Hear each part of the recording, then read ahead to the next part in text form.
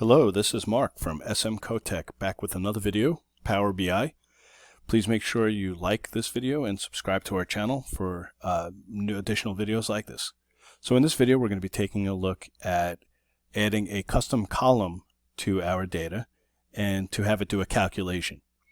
So for this example, I'm going to be using our sales data that we had in one of our previous videos. I'm going to do a new page. Going to add a table, and in that table I'm going to add date, sale, and employee first name. The date column we're going to change just to regular date so we can see what that is. And I'm actually going to add a slicer to this as well, and in the slicer is going to be the months, so we can select what month we would like to see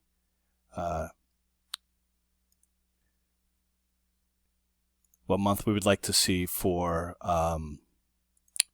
commissions.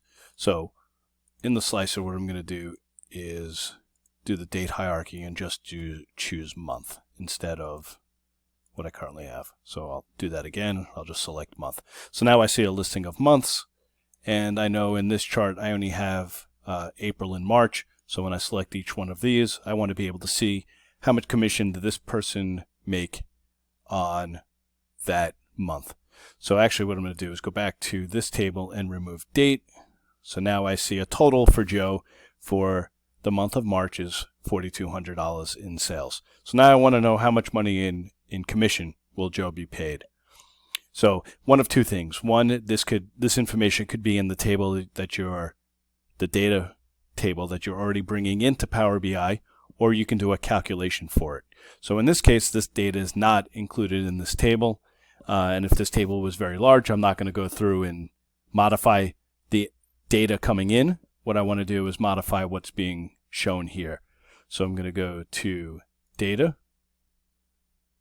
and I'm going to make a new column. And the new column is going to be commission. And this commission is based on the sale price.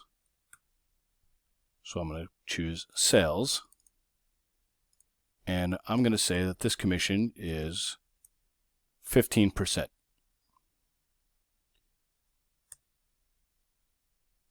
So now when I hit enter, it shows you 15% of the sale for each one of the line items that we have. Now when I go back into the report on the table, I can select the new column I added, which was commission, and I can list that here. And now you have a total of $1,102.50 for the month of March in commissions and $810 in the month of April.